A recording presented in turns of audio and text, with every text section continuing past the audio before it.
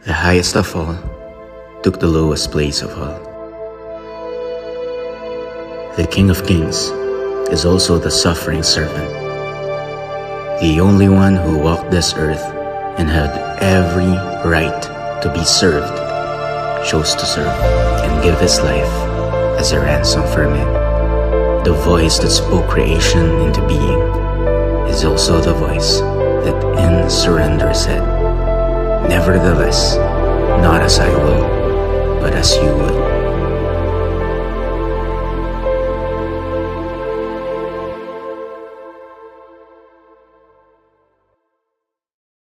Magandang hapon po. Yan.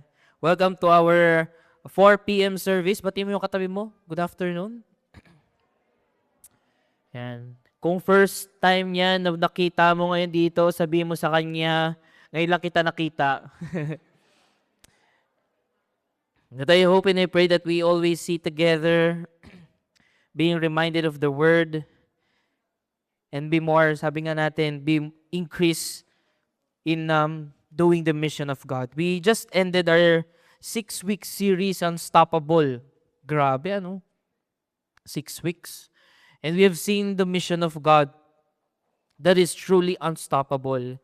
Despite of the persecution, despite of the challenges they've been, still the mission continued and continued to expand. And we are so grateful. Sino grateful dito na nakaabot sa iyo yung gospel? Amen? That's why we're going to open up a brand new series with it titled, Because He Served.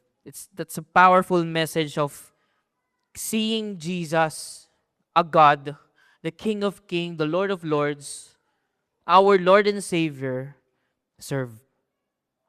And that's the center of the Christian faith. Na makikita natin na, oo nga, ito yung core foundation natin bilang mga Kristiyano. Na lahat tayo dito mag-a-agree that Jesus is both Lord and Savior. Tama po ba? Meron ka pa tabi na disagree dyan? We believe that Jesus is Lord. He has the authority over every part of our lives. Also, He is our Savior. He gave His life as a ransom for our sins. Makikita natin, sabi nga natin, makikita natin sa Biblia na hindi pinakita ni Jesus yung pagiging Lord niya na parang boss. Hindi siya yung tipong, o ikaw, gawin mo to. O ikaw, gawin mo yan. Pero He exemplify or He show to us what kind of leadership or lordship that He has. That instead of ruling over power, status, or control, Jesus have all of that. Again, He has the power, He has the status, He is the king, He has the control, He is sovereign, He is a God, but Jesus demonstrates His authority through humble service and sacrifice. Wala ka pong makikitang hari na bumaba sa kanyang palasyo at nagsilbi sa mga mamamayan. Siguro sa mga kwento-kwento, palabas, may makikita ka. Pero ang hari, nandyan lang yan sa trono niya, mag-uutos lang yan. But you could see in the Bible what kind of king that we follow. He is the king who serves. And that is why I hope and I pray for the remaining 2 weeks. 2 weeks lang po natin ito pag-uusapan kasi we are on a series break. Then we will start our new series. Siyempre, malapit na po ang Holy Week. So, sino na pong ready mabasa? Diba? Malapit na po mag-Holy Week. Then we are preparing for a sermon that speaks about resurrection. But today we will understand what kind of leadership that Jesus commands or giving, encouraging us as we serve. And I hope and I pray that as we embrace the Lordship and yung pagiging Savior ni Jesus sa atin, makikita natin kung paano siya naglilingkod. Kasi ito po yung tinuturong leadership ni Jesus sa Bible. Servant leadership. Everybody say servant leadership. Yun po yung tinuturo ni Jesus sa Biblia. If Christ leads by serving, then His followers, tingnan mo katabi mo, that person are called to lead in the same way. If si Jesus nag-serve, bumaba siya sa lupa upang paglingkuran ang sangkatauhan, then we should also do it or be that, a servant leader. Sino dito nagpipray ka everyday? Lord, gusto ko maging katulad mo. Lord, I want to be Christ-like. Lord, I want to have your character. This is one of His character, a servant leader. And that's what we're going to talk about today. Sa mundo, lagi pag binanggit ang isang leader or leadership, it will always associate with the position, authority, and recognition. Position, authority, recognition. Pag leader, may katungkulan, may pwesto. Nakapwesto siya, nakaupo, sabi nga din sa isang kanta, nakaupo siya sa isang upuan. Favorite ko kasi yung kanta yun eh. Nakaupo siya sa isang upuan na may kapangyarihan siya na kahit nakaupo lang siya, yung boses niya, yung sinasabi niya ay may kapangyarihan. And at the same time, when a leader, pag merong isang leader, laging may recognition. Donated by. Diba? That's what people used to think about leaders. They're just the one those who give instruction. Ang leader ay pinagsisilbihan at ang leader ay ino-honor. Well, somehow, if you think about it, pwede naman eh. But it's not what Jesus is preaching or telling to His disciples. That's why when Jesus talks about leadership in the Bible, He turns the thinking upside down. Binaliktad talaga niya. Kung sa mundo, sinasabi that the greatest person is the one with the most power, to Jesus, whoever wants to become great, you must be your servant. In other words, church, greatness in God's kingdom is measured by service. Gusto mo maging great? Gusto mo maging dakila? Service. Because Jesus Christ is Lord, He shows to us that true leadership is expressed through humble service and sacrificial love. Tapos na tayo. Can I invite everyone to stand as we read the word today? And let me invite you to read, study, and love the word of the Lord.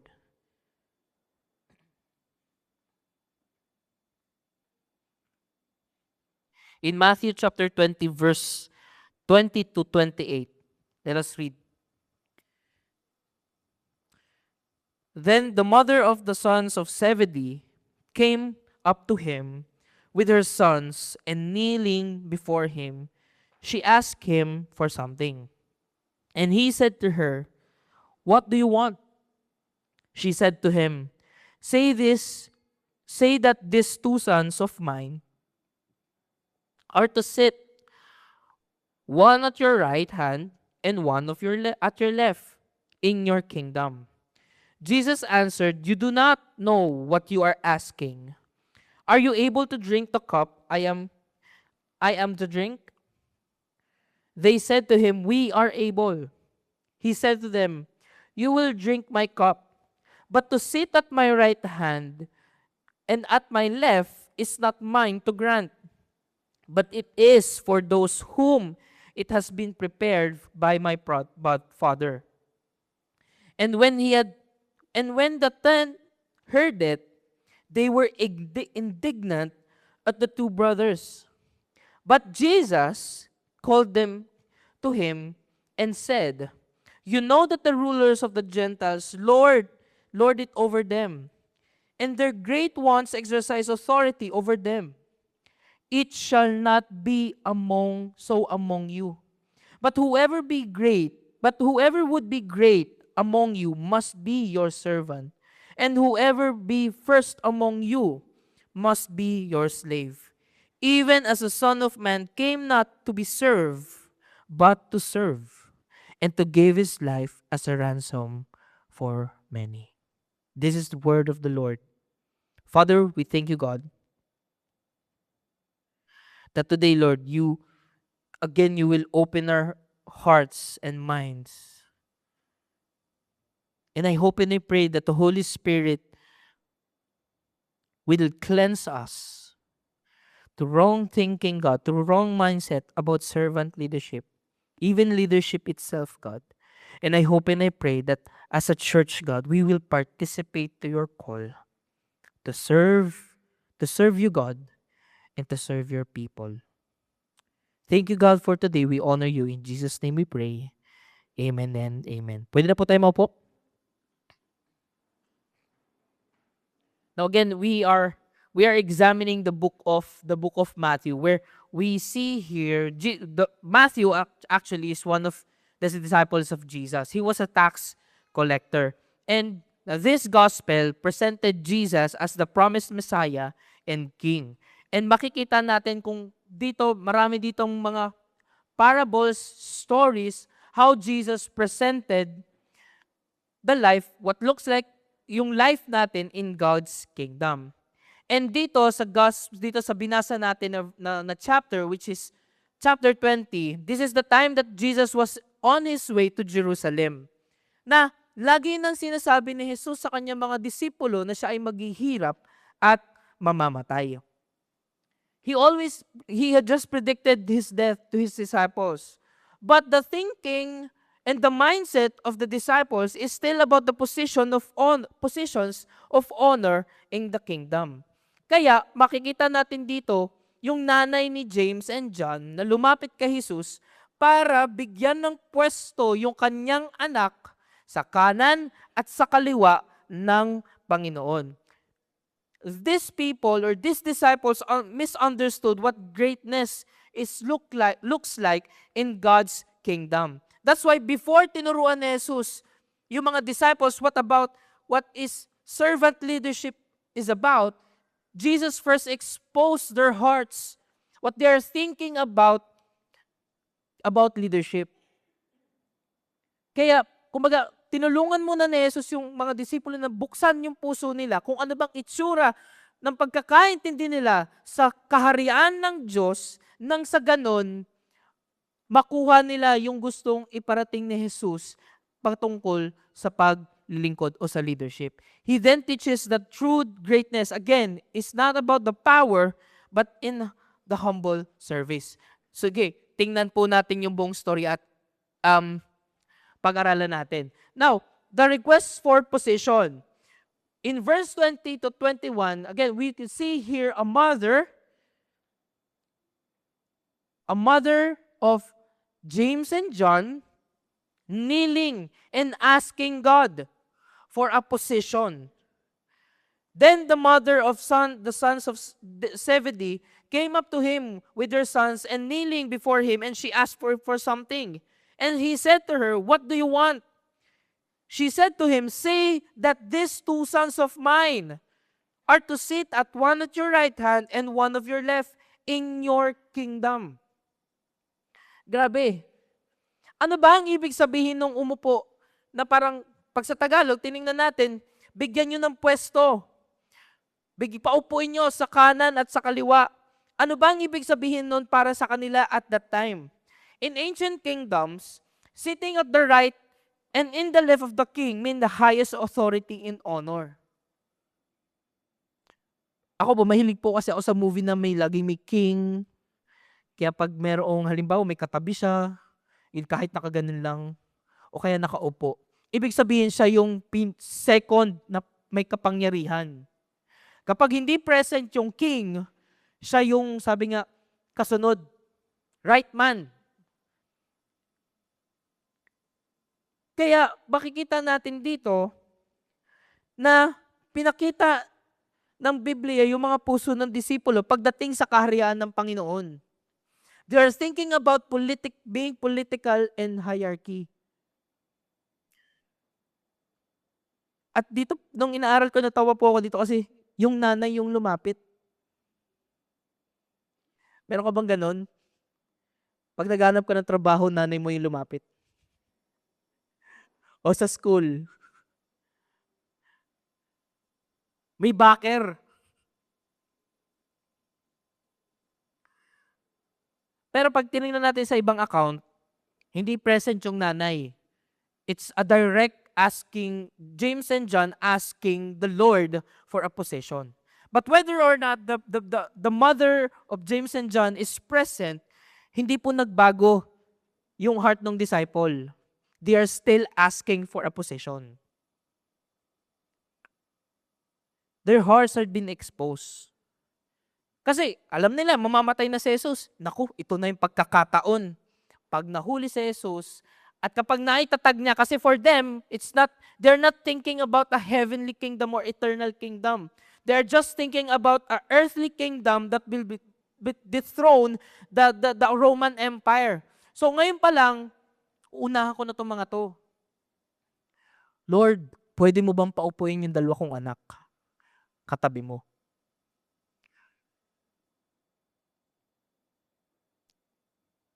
The request shows that the disciples misunderstood the nature of Christ's mission. Imagine, they've been with Jesus for 3 years. 3 years. And still, there are times that Jesus always checked the hearts of the disciples when it comes to His kingdom, pertaining to His kingdom, and to His mission.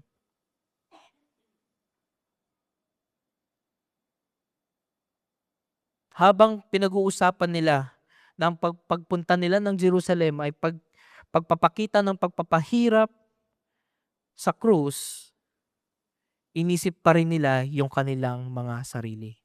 They still think about possession. Pero paano ba nag-respond si Jesus? The cup of suffering.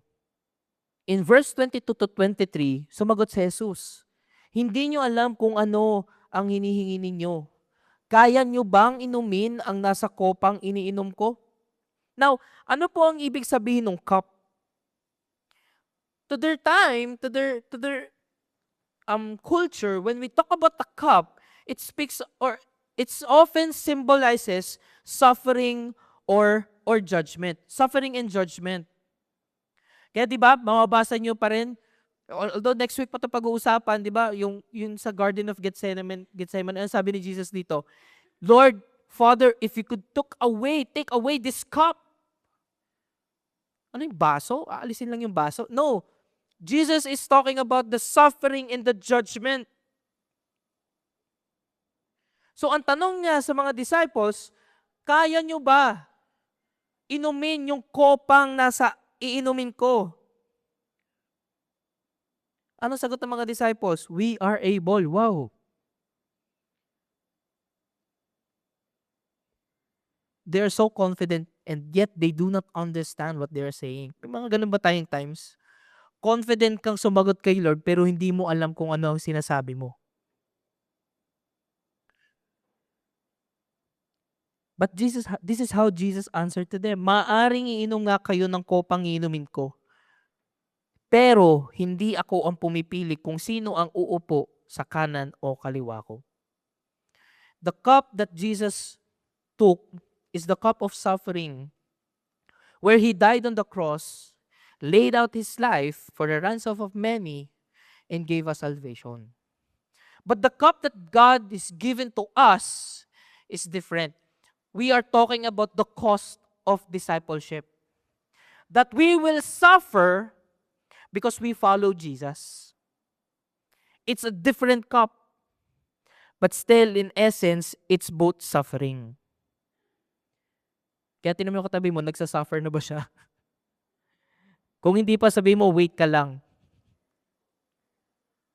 Because this is part of being a Christian, being a believer of Jesus.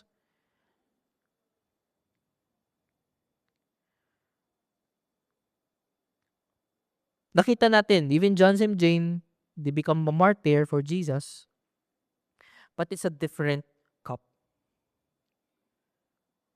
So ano ngayon naman ang respond ng mga disciples? Sabi doon in verse 24, and when the 10 heard it, they were indignant at the two brothers. Nang malaman ng 10 alagad kung ano ang hinihingi ng magkapatid, nagalit sila sa mga ito. Hindi sila nagalit dahil alam nila yung about servant leadership. Ay, grabe naman si James and John. Dapat ang leader nagsiserve. No.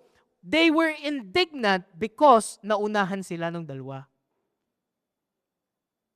They also have the desire to be in that position. At ganun din tayo madalas. Naunahan ka nung katrabaho mo. Hindi dahil mas magaling ka. Pero sa tingin mo, ikaw yung deserve na nandun. O hindi siya dahil magaling, pero gusto mo yung nandun sa posisyon niya. Sometimes, parang valid naman yung reason natin to say that this person doesn't deserve the position. But in our hearts, when we check our hearts, we want the same thing as well. You want the position. You want the authority. You want in that, sabi nga, dun sa upuan na yun. Hindi mo palang nakikita sa puso natin. They were upset kasi naintrohan ng nanay, napresenta ng nanay ay. Pero pare-pareho lang sila na ang tingin sa kaharian ng Diyos ay kapangyarihan at posisyon. Walang puso na para maglingkod. Kaya tingnan natin, ano ba ang sinabi ni Jesus sa mga ito? Pero ikumpara muna natin. At paano ba tinitingnan ng mundo ang leadership? At paano ba ito tinitingnan ng Diyos sa kaharian niya? Ganito sinagot ni Jesus ang mga disipulo. Imbis na pagalitan niya at sabihan na, hoy, kayo, 3 taon ko na kayong kasama, ganyan pa rin kayo mag-isip? Pukutusan ko kayo. Hindi. Pero ano sinabi ni Jesus sa kanila? Verse 25, but Jesus said to them and said, you know that the rulers of the Gentiles lord it over them. Alam niyong ang mga pinuno ng mga bansa ay may kapangyarihan sa mga taong nasasakupan nila. As I have mentioned earlier, this is how leadership looks like in the world. It just talks about the power, position, recognition, and influence. People climb to the ladder so others will serve them. If a front lang nila na gusto nilang maglingkod, pero ang totoo, gusto nilang pagsilbihan natin sila. Or tayo. If a front natin na gusto nating maglingkod, pero ang totoo, gusto natin na pagsilbihan tayo ng ibang tao. Sa trabaho,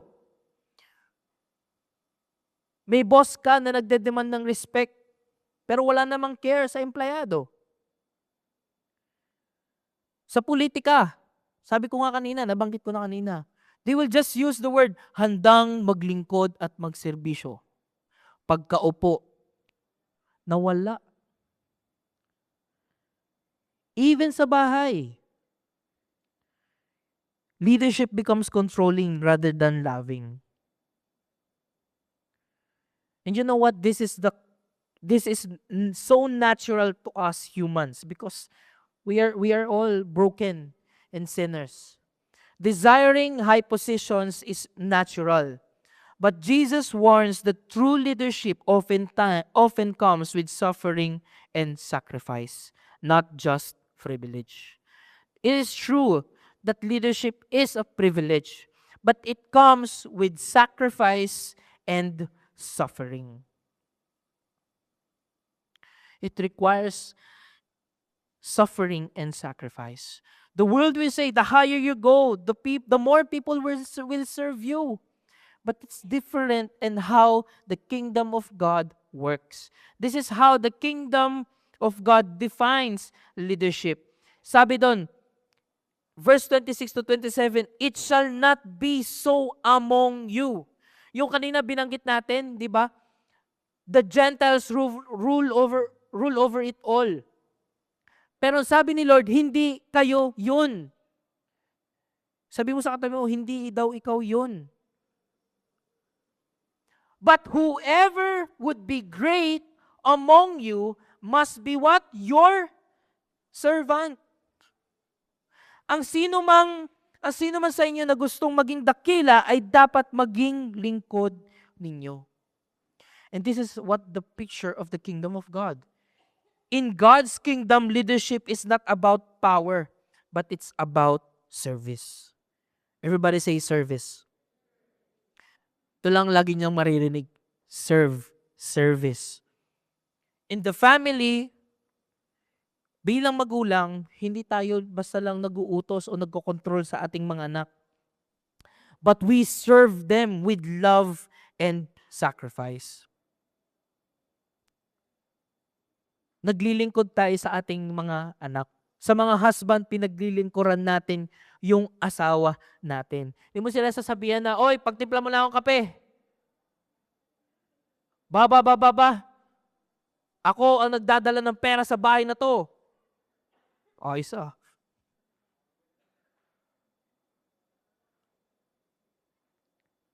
Sa trabaho, mas nakikita yung Kristo sa buhay natin kung mayroon tayong care sa mga katrabaho natin. Sa simbahan, leadership is not about titles, but about caring people and building others up. Na kahit hindi ka nare-recognize ni pastor, na kahit hindi ka nare-recognize si Kuya Mark, na kahit hindi ka nare-recognize kahit ng leader mo, willing ka pa rin mag-serve kay Lord. I remember when nung first time ko pong umatin sa simbahan, never namang pumasok sa isip ko yung leader. Nagulat ka ako sa church may leadership eh. Kala ko, kanta-kanta lang kami dyan. I'm giving up gaganon-ganon lang. Then one day, one campus missionary preached to us about the mission of God and saying to us, you will lead. You will lead someday. But it's a different leadership what the world is offering. By the way, sa labas po, naging leader din naman po ako. Ayoko nga eh. Pero every time na susunod lang ako dun sa teacher ko, ako po kasi ay madali po ba ako utusan? Pero sa bahay hindi joke lang. Madali po ba ako utusan ng teacher? Kaya gustong-gusto ako ng teacher namin sa amin po dati. Then always, sabihin nila, oh Mark, pag halimbawa, na ako, higher grade na ako, Mark, ikaw na yung next leader. Bakit? Anong ginawa ko? I really don't understand why they're giving me this responsibility na ayaw ko. Pag may group nga, magtuturo ko ng iba, kayo na lang. Because I don't want leadership. And lo and behold, part pala yun ng plano ni Lord sa buhay ko. But this time, not seeking for position or title, but by serving. Kaya po nun, kahit hindi nakikita ni pastor, kahit hindi nakikita ng leader mo, pag nakita mo makalat, magwawalis ka. And I remember that, may time na hindi available ang campus that day. Walang tutulong na mag-set up, na magbuhat, na magwalis. Kaysa magmukmok ako dyan, na wala akong katulong. Libre naman yung oras ko eh. Then I will do it. Kasi hindi naman ako dito para mag-serve, para sabihin ni pastor, ang galing mo, Mark. Good job. Great job. Even though there's no recognition from them, I still do it. Because I'm doing this not for them. You are not doing this for them. You are doing this for God. You're not serving other people to please your boss, to please your teacher, but you are there in that place to please your God. True leadership lifts others up rather than exalting oneself. Kung gusto mo talaga maging leader, willing ka na mawala sa picture at siya ang may taas. At ang ganda lang nito kasi hindi niya hinayaan yung mga disipulo na walang picture kung ano ba yung totoong itsura ng leader. Why? Because Jesus himself is the model of true leadership. Verse 28, even as the Son of Man came not to be served, but to serve, and to give his life as a ransom of many. Jesus' selfless service set the standard for all who would lead in his name. If you want greatness, we will serve. Gusto mong madakila ka ng Panginoon? Maglingkod tayo. Let's see, John chapter 13, verse 12 to 15. But I will just read the latter part. Diba, hinugasan ni Jesus sa mga paa ng mga disipulo. Tinanong niya, oo, Panginoon ako. Oo, teacher ako. Pero, sabi niya doon, kung ako na guro at Panginoon nyo ay naghugas ng inyong mga paa, dapat ganoon din ang gawin nyo sa isa't isa. Ginawa ko ito bilang halimbawa na dapat ninyong tularan. Kaya gawin din nyo ang ginawa ko sa inyo. If Jesus served, then us, his people, we are called to serve. We are not just here Sunday after Sunday listening the message of God and asking, Lord, please mold me like yours. Help me to be more Christ-like. Pero paglabas natin dyan, we ask ourselves, are we serving God or not? Or pag may nag-approach sa atin, uy, ikaw ba'y part na ng serve team? O hindi pa. At baka gusto mo mag-serve, pero kakapray mo pa lang kakapray mo pa lang na gusto mo maging katulad ni Kristo. O mag-serve ka na, busy ako eh. Ay full na schedule ko. Wala akong ka-time-time. Paano kaya kung sinabi sa atin ni Lord na wala siyang time na i-save tayo? Ano kaya mafe-feel natin? We are eternally doomed. But He make time. He came here on earth in just a perfect time to save us from our sin. He served us. He served you. That King served you. Pinaglingkuran ka. Kahit hindi ka nakikita ng ibang tao sa ginagawa mo para sa Kanya, ang Diyos nakikita kung ano ang ginagawa mo para sa Kanya. And I hope and I pray that's enough to us. Nasabihin sa'yo ni Lord, well done. Well done, my faithful servant. Well done. Good job. Pagdating natin doon, pagpunta natin, kasama siya, gusto mo pagdating ni Jesus, gumagano siya sa'yo. Kalig mo talaga! Galing, di ba? Why? Pero kasi tayo, naintindihan natin at naramdaman natin na tayo ay pinaglingkuran din ng Diyos. Kaya wala tayong dapat itago o rason para hindi maglingkod. Kasi mismo ang Diyos, si Jesus, ay naglingkod para sa atin. The King of the universe came not to demand service, but to serve humanity. And His greatest act of service was giving His life on the cross for you. The greatest act of service was giving His life to us. Grabe. Palakpakan natin si God.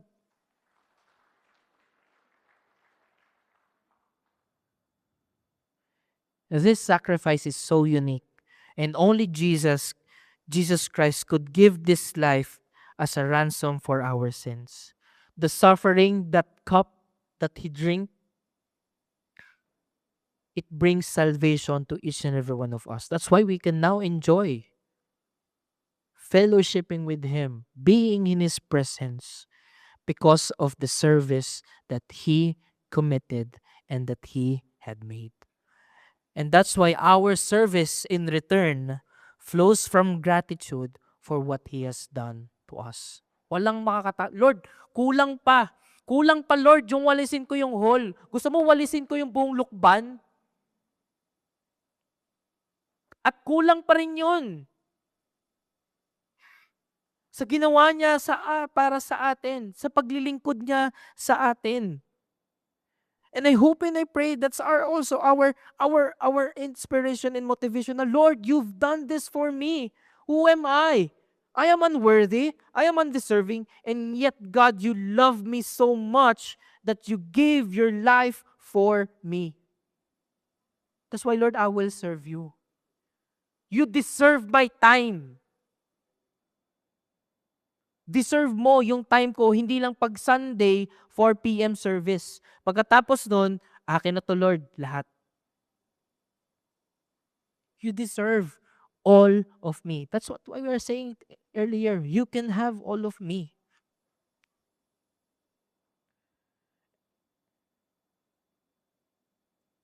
Servant leadership.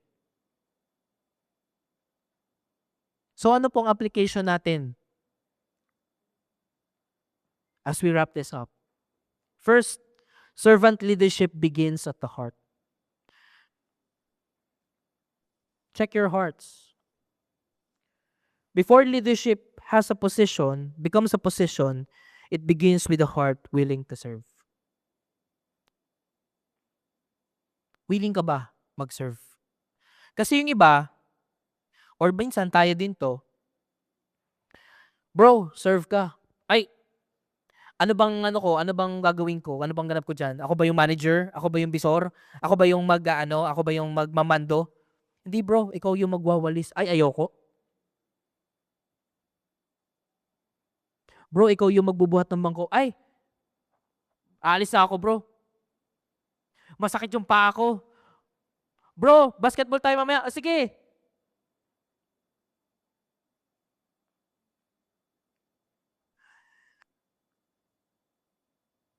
Before we have a position, we desire to serve God. Even we don't have any position. Even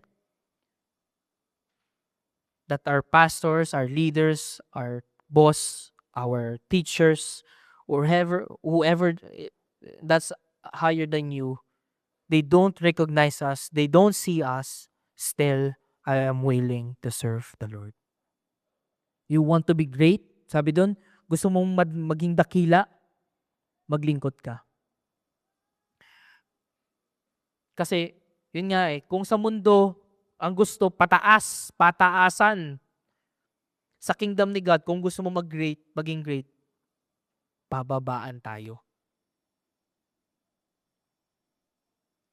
That's what servant leadership looks like. You want to be great? Serve. Greatness in God's kingdom is not about status, titles, or position, but about humility and willingness to serve. Because the path of true greatness is marked by humble service and not by seeking recognition. That's why we ask ourselves, we ask our heart, we ask God, Lord, bakit ba ako nagsaserve? Bakit ba ako magsaserve kung hindi ka pa nagsaserve? Lord, am I serving, Lord, for the sake of being noticed of the people? Gusto ko lang makilala, gusto ko lang sumikat, gusto ko lang maging tanyag? Or I'm here, I want to serve you because God, of what you have done on the cross for me. Is it enough, that reason, yung ginawa ni Jesus para sa atin, para maglingkod sa Kanya. Again, servant leadership begins at the heart. Second, every Christian is called to serve. Sabihin mo lahat. Ulit, sabihin natin lahat. Parang ayaw nyo eh. Tinan mo ulit yung katabi mo, ikaw.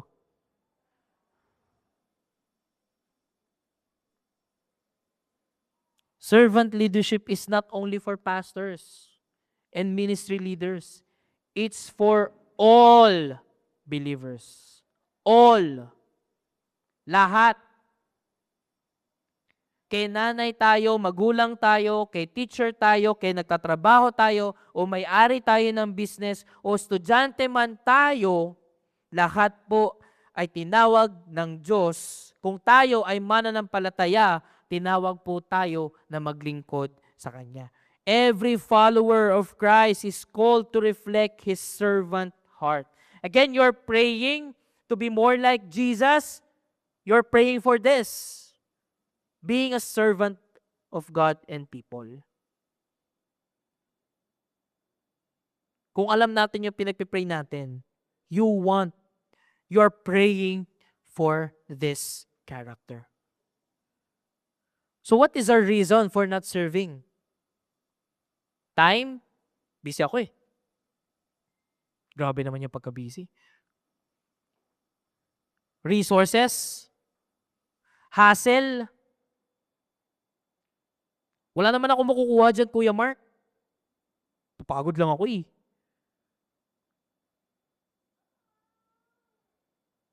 Ambition?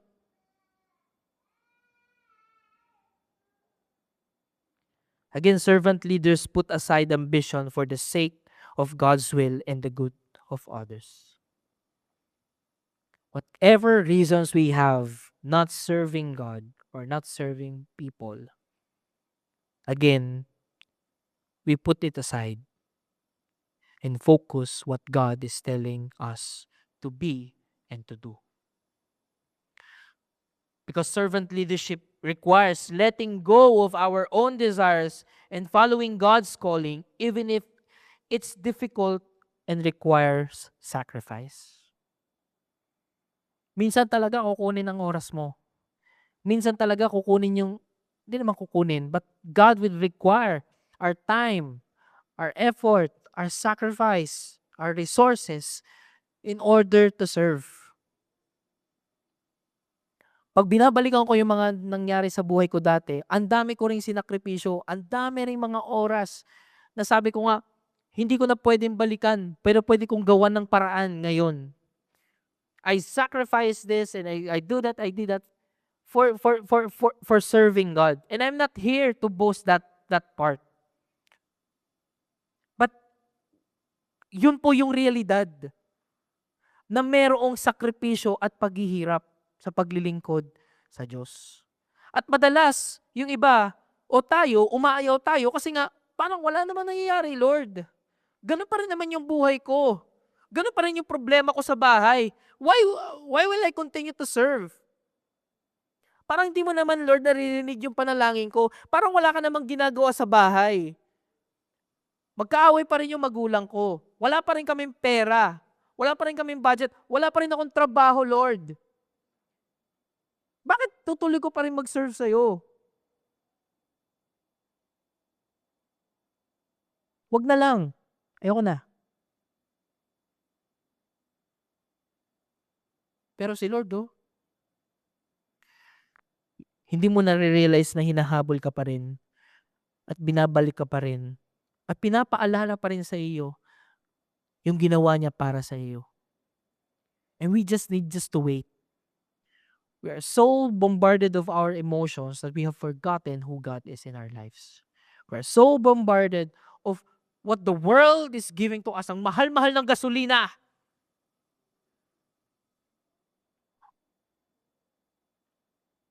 And we have been forgotten how God can work and perform in our lives. Serve. If you're not still part of the serve team, I encourage you to serve. Whether you cannot serve with us. And all doing this, serve. Serve your family. Serve your boss. Serve your classmates. Serve your teachers. By preaching the gospel, we are also serving the people. We're leading them into Christ. There are a lot of ways that we could serve. You just need to be involved and remove and put aside all the excuses that we have to serve the Lord. And lastly, what empowers us? It's the gospel. It's the good news that we receive that will motivate us and help us to move forward serving God with all our heart without even burning out. Bakit nagkaka-burnout sa ministry pag nagsaserve? Kasi hindi na si Lord yung goal. Ang goal na ng ministry is ma-please si pastor o makita ng iba. Kaya napapagod. Kasi hindi nakikita.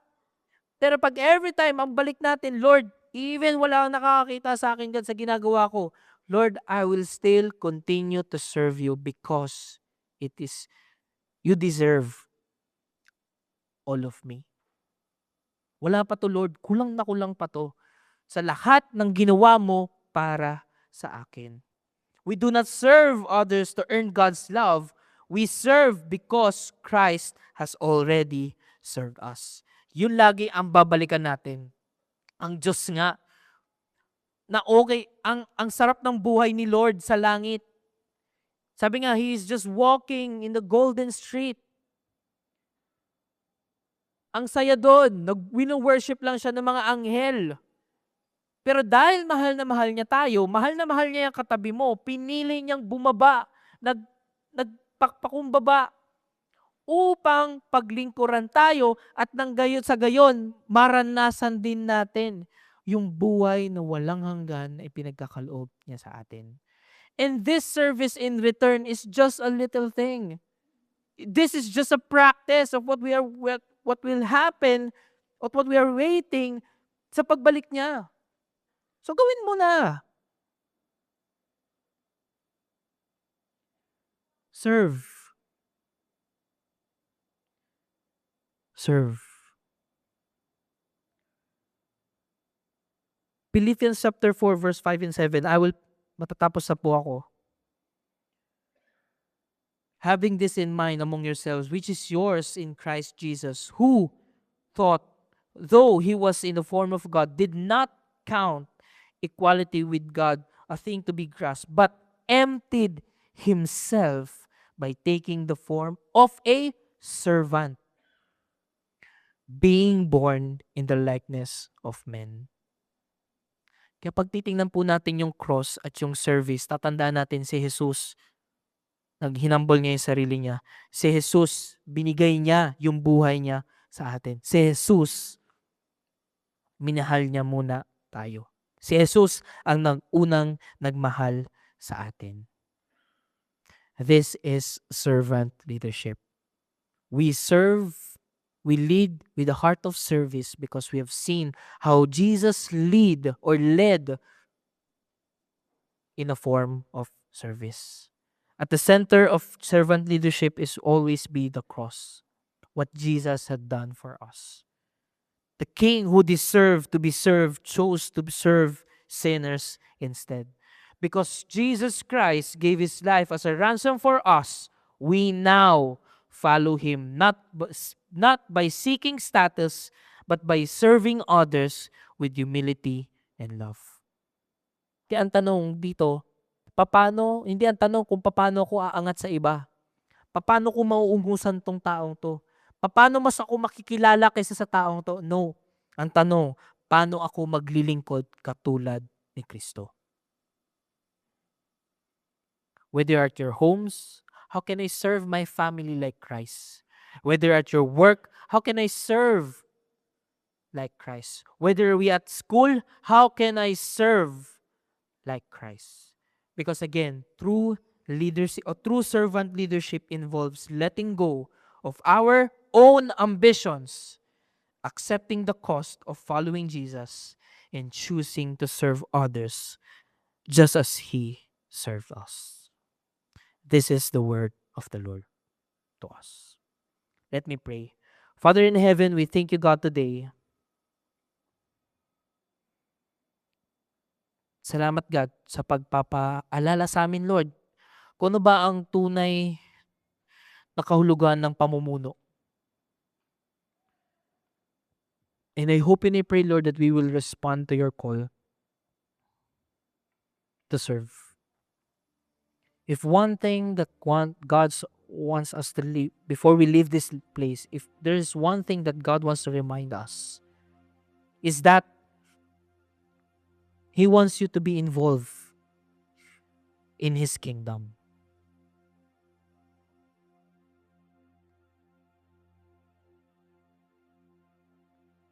Whatever your age is, you have capacity to serve. Whatever circumstances or whatever, anuman yung pinagdadaanan natin sa buhay, still, God is inviting us to serve.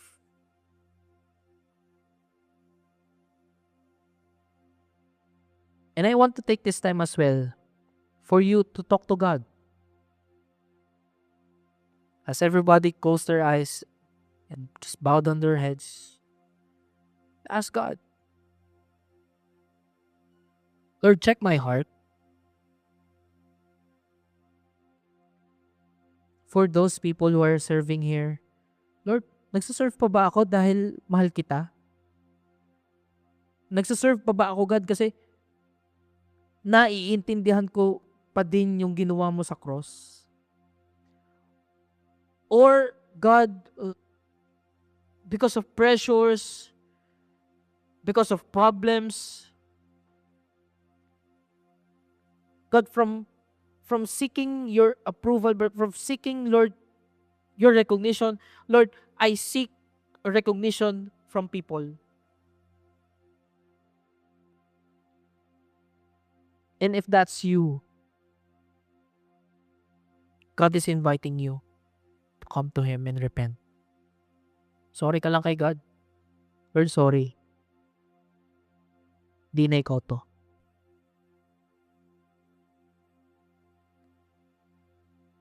Noong una naman, ang saya-saya mo mag-serve kay Lord. But now it's been dragging to you. And maybe God is reminding you to go back again. Just go back to the heart of service. Father, I pray that through this repentance, God, you will again boost their faith. That, Lord, why we are serving God, why we are serving you, Lord, is because you served us first.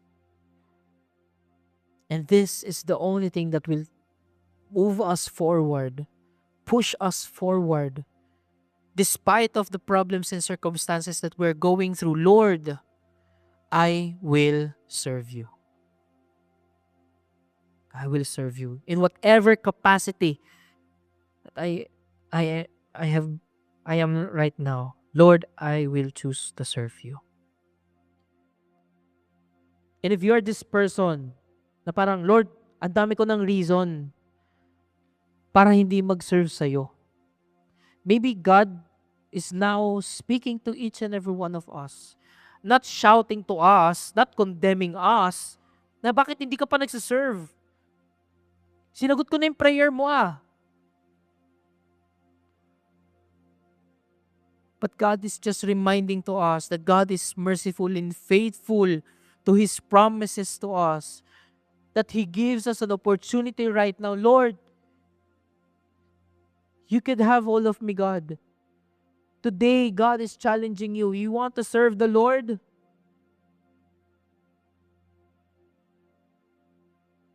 Serve the Lord. Because He have given you talents and gifts